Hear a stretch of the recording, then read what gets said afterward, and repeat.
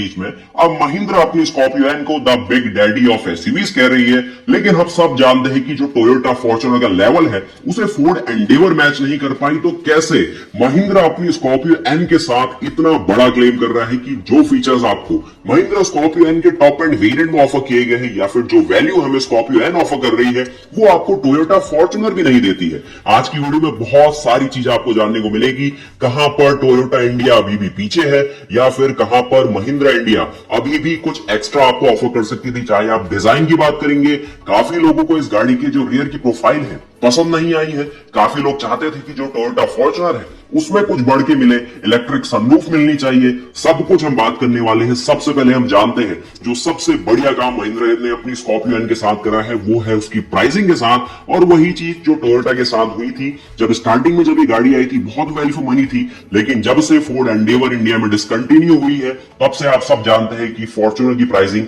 कितनी तेजी से बढ़ी है। साथ ही महिंद्रा ने अपनी ऑल न्यू स्कॉर्पियो एन के साथ हमें इतना बड़ा सरप्राइज दिया है कि जो इसके स्टार्टिंग प्राइस इन्होंने रखी है 11.99 लाख रुपए, जो कि इसका Z2 वेरिएंट है, जिसमें आपको इनका पावरफुल 2 लीटर का टर्बो पेट्रोल इंजन ऑफर किया गया है।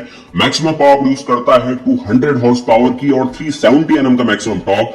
मतलब अगर आप टोयोटा फॉर्च्यूनर का बेस वेरिएंट लेते हैं और उसमें अगर आप पेट्रोल ले लेते हैं, जहां पर उनका आपको नॉन टर्बो 2.7 लीटर का पेट्रोल इंजन मिलता है जो कि केवल पावर प्रोड्यूस करता है 164 हॉर्स पावर और 245 Nm का टॉर्क। मतलब जो महिंद्रा स्कॉर्पियो एन है स्टार्टिंग से ही आप देखिए 11.99 लाख रुपीस में सीधे कंपीट कर रही है टोयोटा फॉर्च्यूनर के बेस मॉडल जो कि 31.79 लाख रुपीस में कॉस्ट किया गया है। यानी कि कहां 12 लाख रुपए और कहां 32 लाख रुपए, ये मैं केवल अभी एक शोरूम की बात कर रहा हूं। अगर हम ऑन रोड में भी बात करें, जो आप सब लोग मुझसे पूछना चाह रहे थे, तो जो टोयोटा फॉर्च्यूनर है अपने 2.7 लीटर पेट्रोल इंजन जिसमें आपको बेस मॉडल लेना पड़ेगा वो ऑन रोड कॉस्ट करेगा 37.13 लाख रुपीस, जो कि दिल्ली की प्राइसिंग है। यानी कि 37 लाख रुपए में आपको टोयोटा फॉर्च्यूनर का बेस मॉडल मिलता है।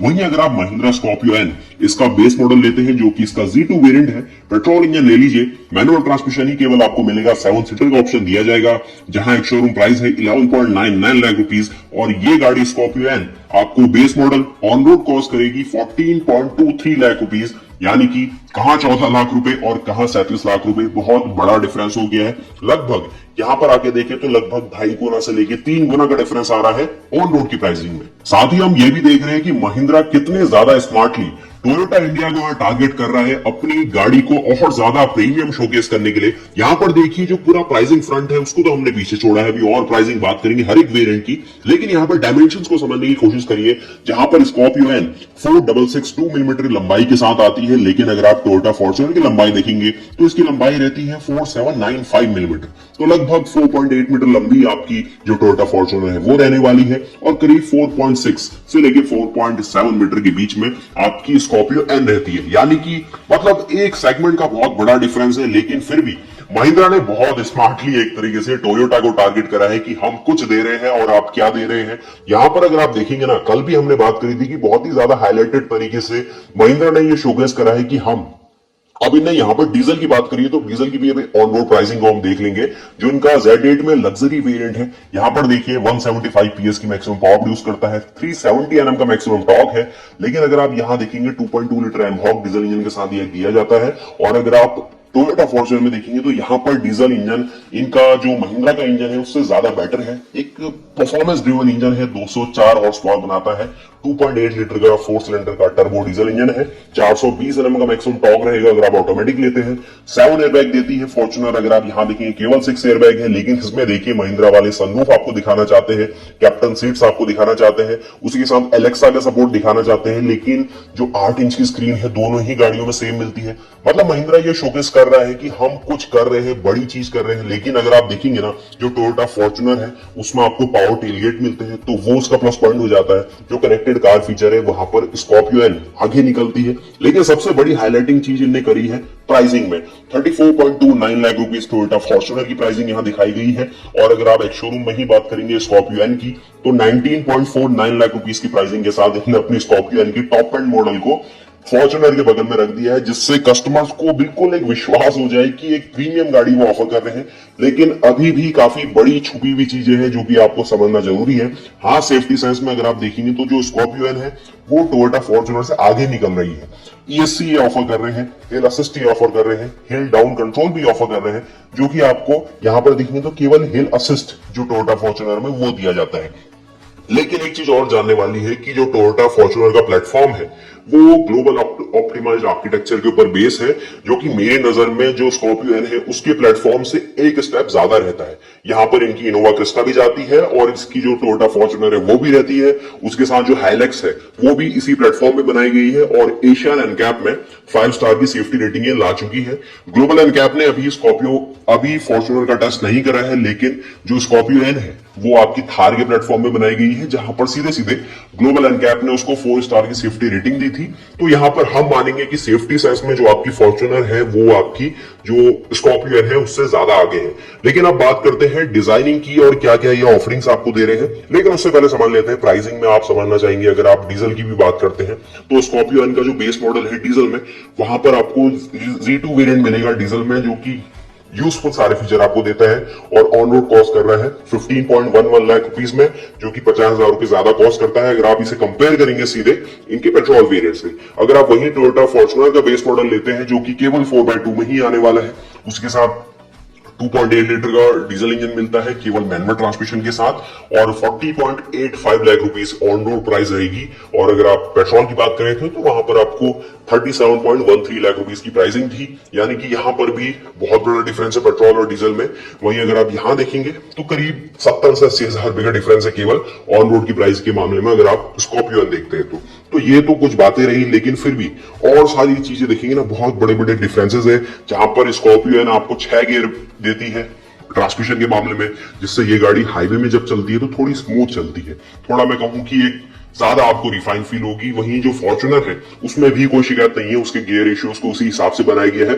लेकिन फिर भी काफी लोग मांगते हैं, केवल 5 ही गियर दिए गए हैं और एक स्पोर्ट मोड मिलता है, वो एक प्लस पॉइंट रह जाता है। गाड़ी में अगर आप पूरा BHP देखेंगे, सब कुछ देखेंगे तो पेट्रोल में आपकी स्कॉर्पियो एन आगे जा रही है और डीजल में जिसको लेना है तो फॉर्च्यूनर देती है ट्रांसमिशन के मामले में, जिससे ये गाड़ी हाईवे में जब चलती है तो थोड़ी स्मूथ चलती है, थोड़ा मैं कहूं कि एक ज्यादा आपको रिफाइन फील होगी। वहीं जो फॉर्च्यूनर है उसमें भी कोई शिकायत नहीं है, उसके गियर रेशियोज को उसी हिसाब से बनाया गया है। लेकिन फिर भी काफी लोग मांगते हैं, केवल 5 ही गियर दिए गए हैं और एक स्पोर्ट मोड मिलता है, वो एक प्लस पॉइंट रह जाता है। गाड़ी में अगर आप पूरा BHP देखेंगे, सब कुछ देखेंगे तो पेट्रोल में आपकी स्कॉर्पियो एन आगे जा रही है और डीजल में जिसको लेना है तो फॉर्च्यूनर का कोई मुकाबला नहीं है।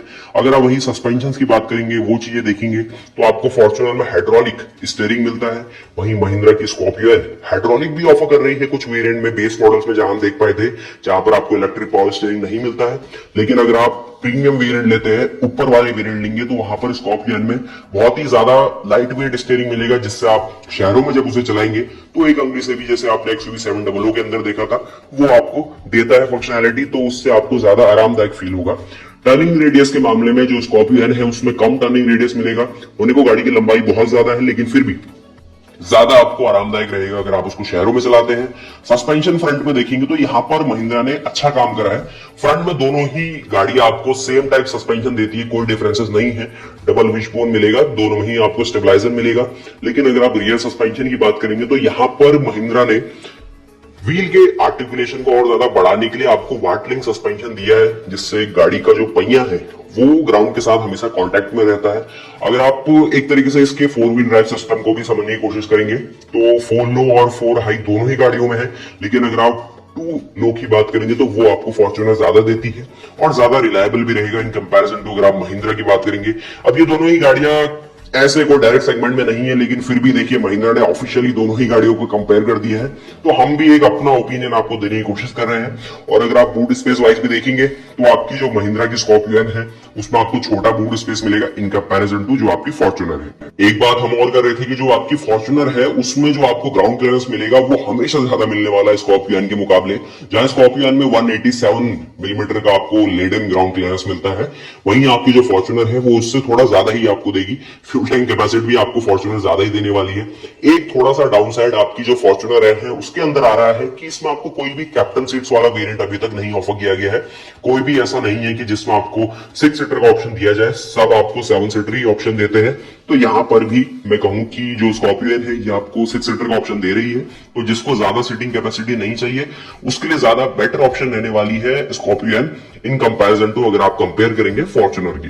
बाकी लंबाई चौड़ाई में जो आपकी देख लीजिए एक बार और, लंबाई में 4795 मिलीमीटर आपकी फॉर्च्यूनर रहती है, अच्छी खासी लंबाई है। लेकिन अगर आप देखेंगे ना, जो फॉर्च्यूनर की चौड़ाई है वो आपकी जो स्कॉर्पियो है उससे कम है। 1855 मिलीमीटर केवल फॉर्च्यूनर की चौड़ाई है और 1917 मिलीमीटर स्कॉर्पियो एन की चौड़ाई है। एक तरीके से जो स्कॉर्पियो एन है उस सेगमेंट में सबसे ज्यादा चौड़ी गाड़ी है। यही चीज महिंद्रा वाले भी बताना चाह रहे थे कि हमने इसकी चौड़ाई को बहुत ज्यादा बढ़ाई है, जिससे जब आप इसकी कॉर्नरिंग करेंगे हाई स्पीड पे तो ये गाड़ी काफी स्टेबल आपको फील होगी।